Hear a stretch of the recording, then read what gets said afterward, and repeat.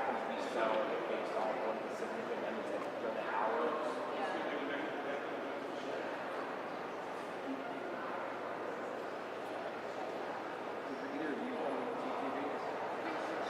No, I'm with Fox. I'm Kristen. Kristen, DJ. Max and Powder Teal came from my station. Oh, okay. I'm with Indy Star, so. Max is covering inflation review. Max is covering the inflation review stuff. Okay. I was because I messaged them to see if they were going to be down here covering this. Power said he's covering the crime this summer. These books of other photographers just got a job out here. But I'm not sure what the station is going to have yet. Okay. Three people that came from our station that came up.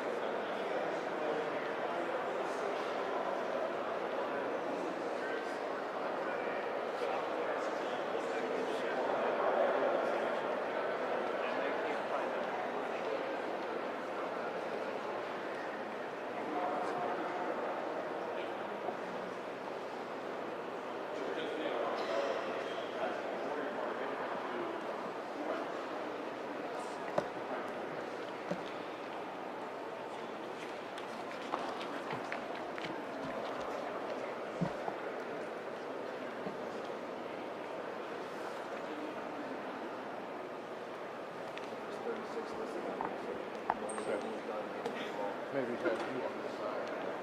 Tim and... Did you win? Did you win? Yeah.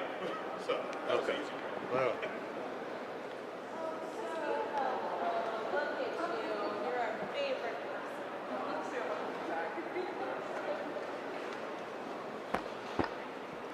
is everybody, can everybody hear me? You get live, your mics, everybody's good from the media? Thank you. So we're gonna go ahead and get started. Thank all of you for joining us today. We're here today because the supermajority unpopular abortion ban proposal somehow made it out of committee despite not one Hoosier testifying in support of it. If the legislature cared about the will of Hoosiers, if they listened to Hoosiers, this bill would already be dead. But somehow it made it out of committee after being made more strict and more cruel and limiting abortion access in cases of rape and incest so much that it's safe to say that they are proposing an outright ban on abortion. This is disgusting. Doctors, advocates, women who have experienced traumatizing and difficult situations and were grateful that they had the freedom to choose, all of those voices were ignored and shut out. And thousands of voices from Hoosiers who came to the State House this week in protest were shut out. The voices of medical experts were shut out. But I guess that's the trend of the supermajority. Because yesterday, the Senate Democrat caucus was shut out too, weren't they? When my caucus put forward a minority report that was blocked from even being heard through a procedural rule, we were shut out. That's what this special session has been so far. A silencing of dissenting voices. And now, we're preparing to hear Senate Bill 1 in front of the full Senate, even though we know it will harm and endanger Hoosier women. That's why my caucus is here to share the amendments we will be offering on Senate Bill 1 today, and we'll be doing everything in our power to provide as much help to women as possible as we enter these very dark times. Right now, I'd like to bring up Senator Shelley Yoder from Monroe County. Thank you, Leader Taylor. Our caucus has over 30 amendments to Senate Bill 1, and we will be offering those today. Every one of our bills are designed to give women the assistance and support they will need and are worthy to receive in a state where forced pregnancy will be the new law of the land. Our amendments offer women compassion, support, and help during a very difficult time that will become exponentially more difficult now that they will not have the ability to make reproductive decisions for themselves. Our caucus put forth 13 amendments during committee. Only 2 were allowed to be heard, and both were voted down.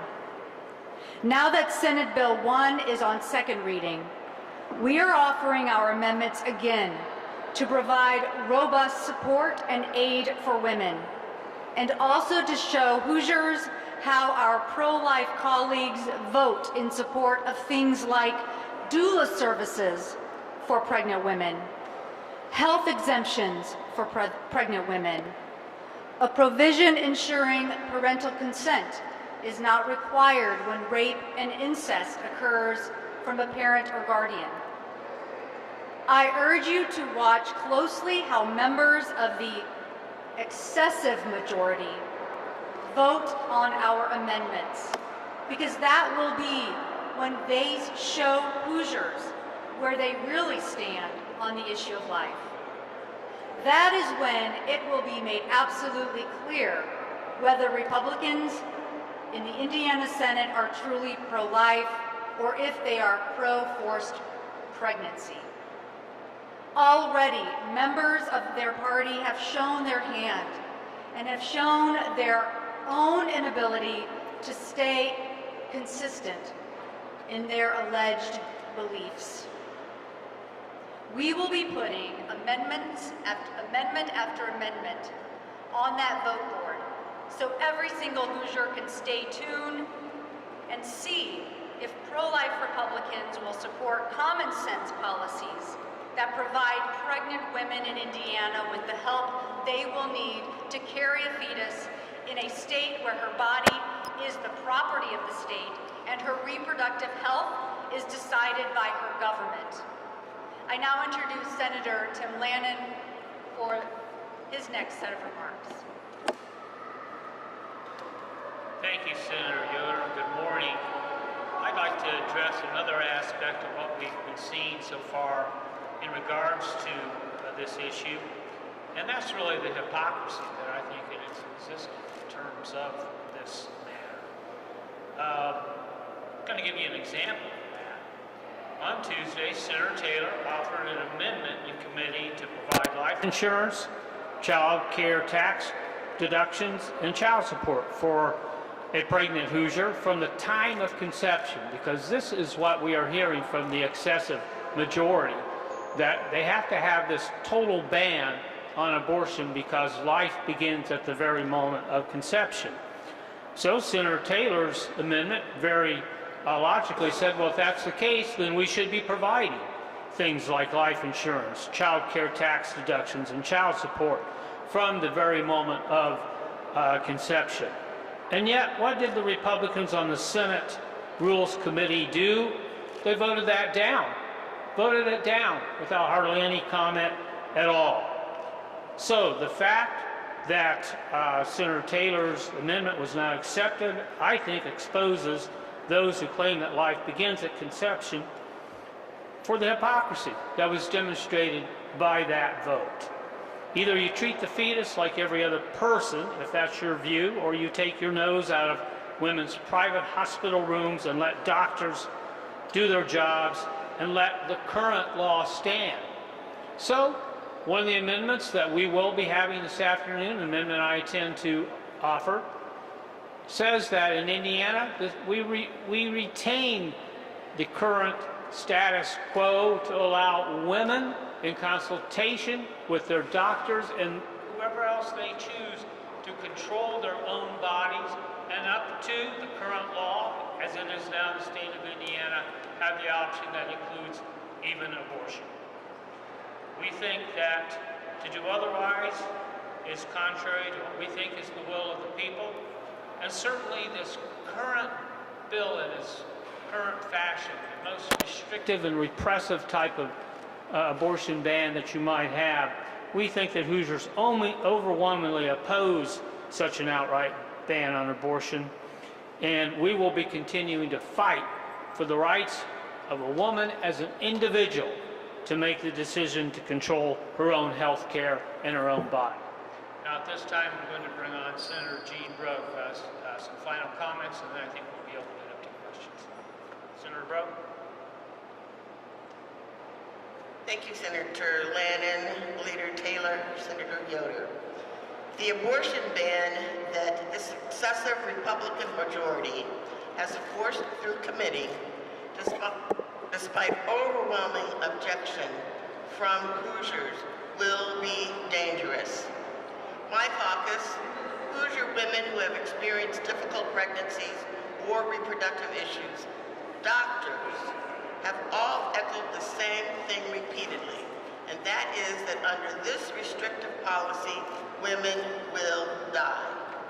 Again and again, I've shared statistics about where Indiana already ranks when it comes to protecting the lives of women and babies, how we're third in the nation for maternal mortality, and how an outright ban is projected to increase maternal mortality by 21% as a whole.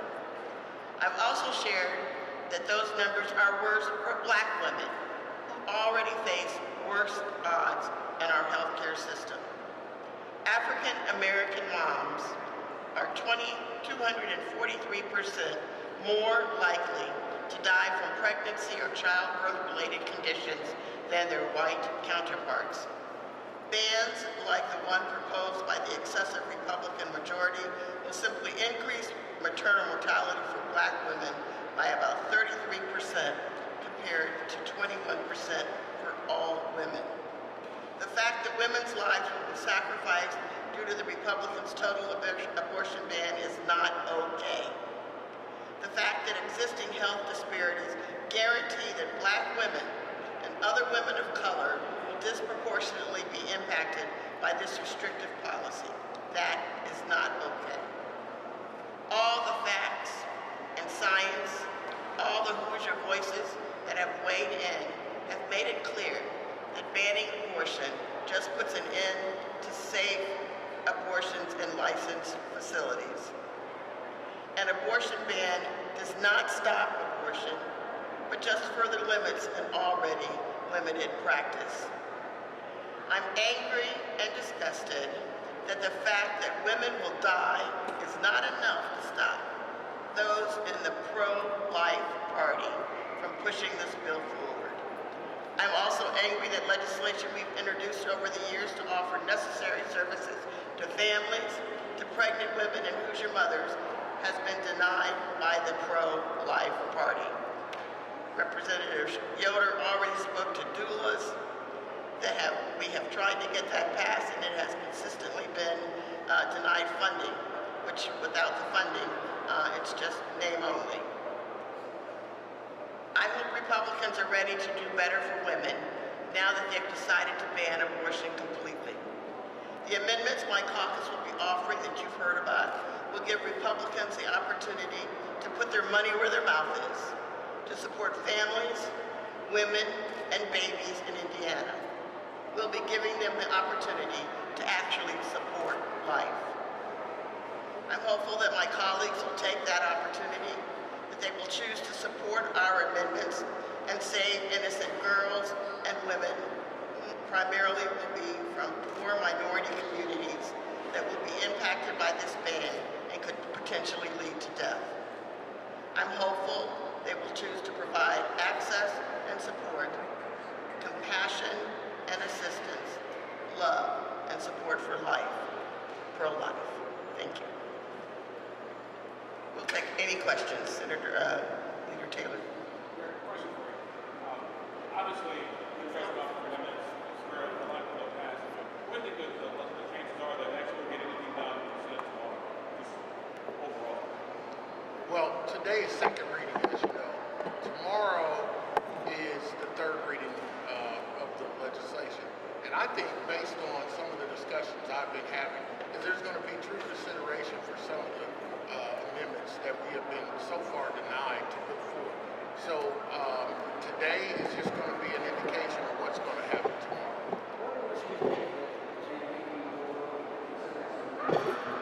Well, I think if you look at the tea leaves and see what's been going on inside their own caucus, you can see that there's not a clear consensus on what they want. And I think, like I said before, when we first started down this path, it's like the dog who catches the car. They caught the car, and now there's nothing that they can do with it. They don't know what to do with the car. So you can get this stuff out in front of the public, but you should, and I don't think they have a clear consensus of what you want. Yesterday you said that you were going to wait for this issue. Is this your way of doing it by offering some amendments? Well, not only is it just waging war on this issue, the tactics yesterday used were, it was dictator-like. And when you take the voices away from Hoosiers, and we represent Hoosiers, you know, we may not be in leadership, we may not be in the majority, but we represent Hoosiers as well. And yesterday, by denying the opportunity for us to discuss a minority report that we timely submitted, followed all the rules, and then through a procedural step to deny us to even have the discussion on the floor, is denying Hoosiers in the state of Indiana an opportunity to have their voices heard. And we've seen that over and over again through this process. So we have to stand up and wage war on that, because one of the most fundamental rights that we have in this country is to be heard. Yes. Okay, let me just weigh in here briefly, because you raise, and your question raises, the issue of this whole process of this special session and considering really one of the most crucial issues that's ever come before the Indiana General Assembly. And you know, we didn't come down here originally to deal with this such a hot button topic, and it was to provide economic relief to Hoosiers, not personal liberty grief to the women of the state of Indiana. So, and as Senator Taylor pointed out yesterday, minority voices shut down. On Tuesday in committee, we had so many committee amendments not heard at all. There were so many people who wanted to testify on this who didn't get the opportunity to testify about this. So to even consider this, even in a 2-week session, in fact, we could have been down here on July 6th like the governor said we could, but we didn't get down here until late July, and now the pressure's really on. So this is no way to legislate, in my personal opinion. And so I think that it's finally being driven home to the excessive majority that the overwhelming number of Hoosiers think they're way out of touch here as far as this repressive, restrictive ban on abortion that they have. And then maybe they are finally going to wake up and take some of our suggestions. What are the chances that nothing gets passed out of the Senate? And I wanted to just say, it would behoove them to accept some of our amendments, because what we're proposing are common sense solutions to, we're not attempting to make a bad bill better, we're just trying to ensure that women have some options in the state of Indiana. For example, I have a simple amendment that asks that the Maternal Mortality Commission look at the impact of what this ban is having on the maternal mortality rates of Indiana. That is a reasonable request. That is something we should understand the data on if we're policymakers, and it's an amendment that they should accept, but we will see. What are the chances that nothing gets passed out of the Senate this week? I don't know at this time. I'll be honest with you. I'll have a better gauge on that after second readings today. But I'm thinking they're going to have some problems with even, I mean, we're not the only ones with amendments. There are amendments being filed from their side of the aisle too. So depending on how those come out, then we'll be able to answer that question more clearly. I think the very fact you asked that question shows how flawed this bill is. They don't know, with their excessive majority over there, they don't know if they have the votes to pass it out because they're so split on this whole thing. But to have a bill to have a bill that would force a young child to have to, within 12 weeks, decide whether or not they're going to have an abortion after they've been raped. There are so many children that age, young girls that age, that wouldn't even know what's happening to them. It's just a totally flawed bill at this point in time, to the point that they don't even know if it's going to pass. You mentioned that a lot of your amendments are going to give women options. It's been made very clear by people on the other side of the aisle that many of them don't want women to have options. How, with the super minority, how do you plan on, driving that point home that that's what you're wanting to do and trying to push policy out? How do you plan on making it work? We need to be very clear. Not one person testified in support of Senate Bill 1. But where we did find common ground, no one wants to be forced to have an abortion, and no one wants to be forced to have to carry a pregnancy. That's where we find common ground. And so where this caucus has landed is recognizing a woman's personal autonomy to make those decisions for herself in consultation with her healthcare provider. Abortion care is healthcare. And when we begin restricting that, women in Indiana will die. And it is time that we come together and recognize that and decide once and for all that Hoosier women deserve and are worthy to have that decision to make for herself. Can I just speak to the question about nothing coming out of this session? I have spoken to some folks on the other side of the aisle, and they too are concerned that if nothing comes out of this session, that we will be left with what is already on the books, which I think we could certainly live with, but that would not work for them. So that has been the carrot that they're hanging over their head. If you don't do something, we'll end up with what we have. So that's the dilemma they find themselves in.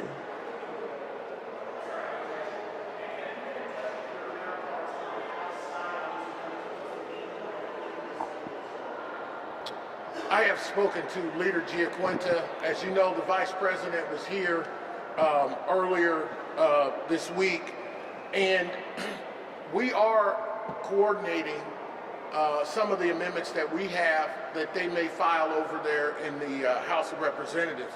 But one of the things I want you to know is in that meeting with the Vice President is that we were told that the President Biden's administration is going to do whatever they can to protect access to medication first for women, safe medication.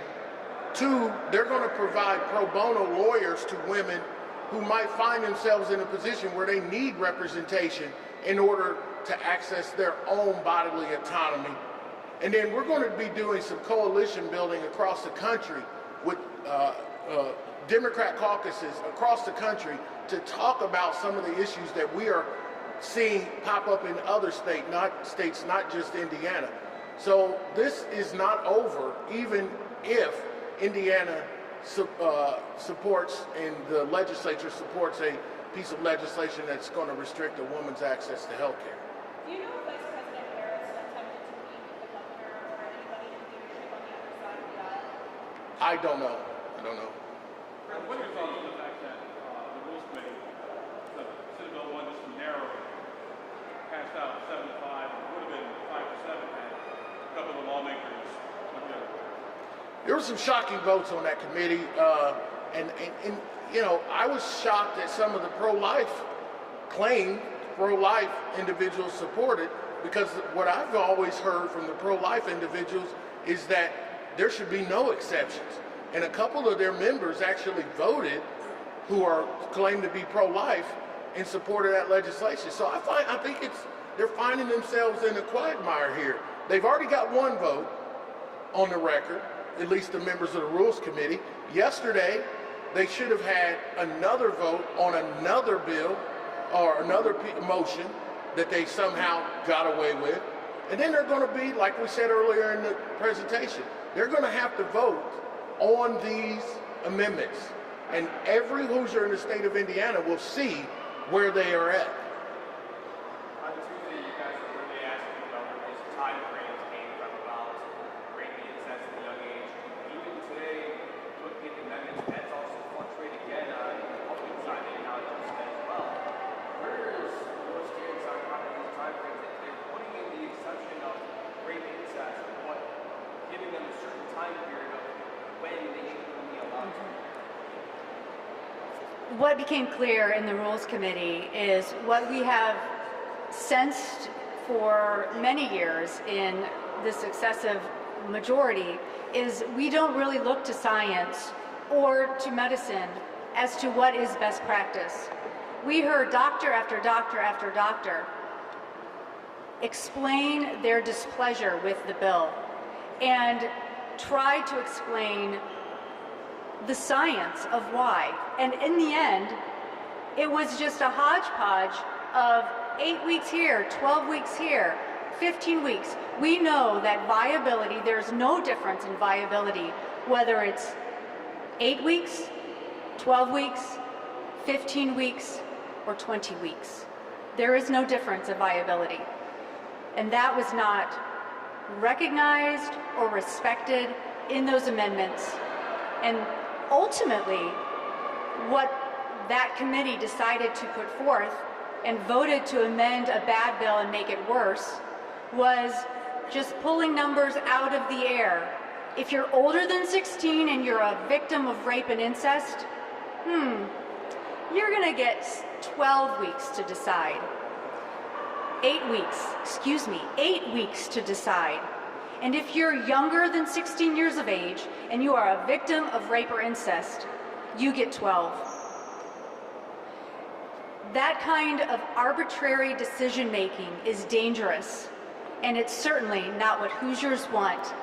Not for themselves, not for their families, and certainly not from their elected officials. You guys have a lot of amendments that are now on here.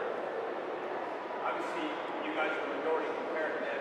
What are some of the things that you guys are really saying we need to make sure anything goes through? These are the points that we want to make sure are going to be heard and be considered today. All of them. It's true. We need doula services to be funded. We've got an account available that we could put money in today. We need to protect the rights of women to access health care. We need to talk about the time period for which we have on the books today for a constitutional right. All of these amendments are important to us, and it should be important. These are amendments that we didn't just come up with out of the air. Hoosiers want these types of changes. I can give you an example of a couple of our amendments, though, that really, if you're going to have this restrictive type of an abortion ban, then they need to be included. For example, on the issue of rape of a minor, there's a couple instances of rape of a minor that aren't covered in the current bill. And so under those circumstances, apparently, if a minor were to be raped, they would not have the option for an abortion. So I think that might just be a matter of it's been overlooked, perhaps, so we do have an amendment that covers that. And in another case, the bill is written, of course, says that the minor has to get the consent of a parent or a guardian before the abortion can occur. But what if it's been incest by the parent or the guardian? And we have an amendment which would waive the requirement for parental consent underneath those circumstances. So those are some things that would make the bill better and need to be included, in all honesty. And we have an amendment that importantly conforms to the Supreme Court ruling that says that contraceptives will not be touched, and we want to make sure that in Indiana's law, contraceptives are still available to women.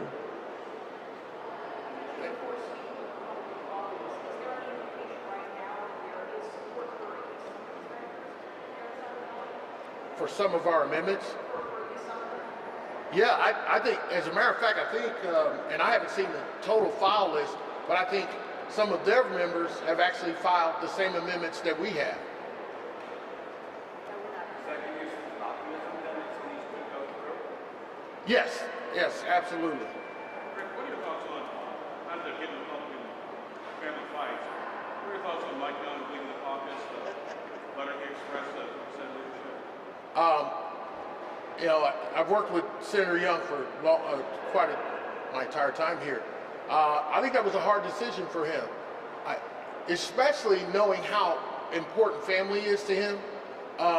And so to express his discontent with his leadership's tactics on this stuff clearly indicates to me that they didn't have.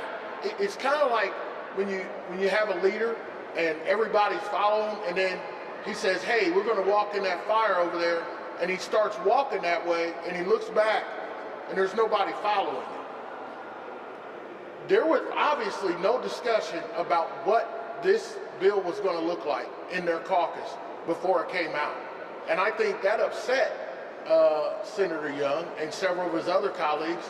I think he's the one who had the fortitude to step forward and say, "I will no longer be a part of this because of how the process is going." It's kind of, you know, we don't have that option, but it's kind of like I said yesterday, the process itself is being manipulated, and it should not be. This is this is the most significant piece of legislation that this state will ever pass. And there was debate cut off. There were members of our caucus who didn't get to speak. There were amendments that weren't heard. And you should never do that when you're in leadership. And we've seen right now that trigger laws across our country have been popping up after Rose was taken down. You just mentioned as well, federal level versus state level. How important is that on the books of Indiana to make sure in case we go down the road, more things that are federal level are taken away, Indiana, at least at this point, has something on the books to fall back on their own trigger laws? Let me make this very clear. This is a battle that we're going through right now. The war is not over. As we look down the road and see the midterm elections coming forward, we have to be conscious as Hoosiers that these individuals may try to restart something like they started during this special session in January of next year. So Hoosiers have to go out and vote and make sure that we have an opportunity to stop some of this stuff from happening. A supermajority control creates the process that we've seen today.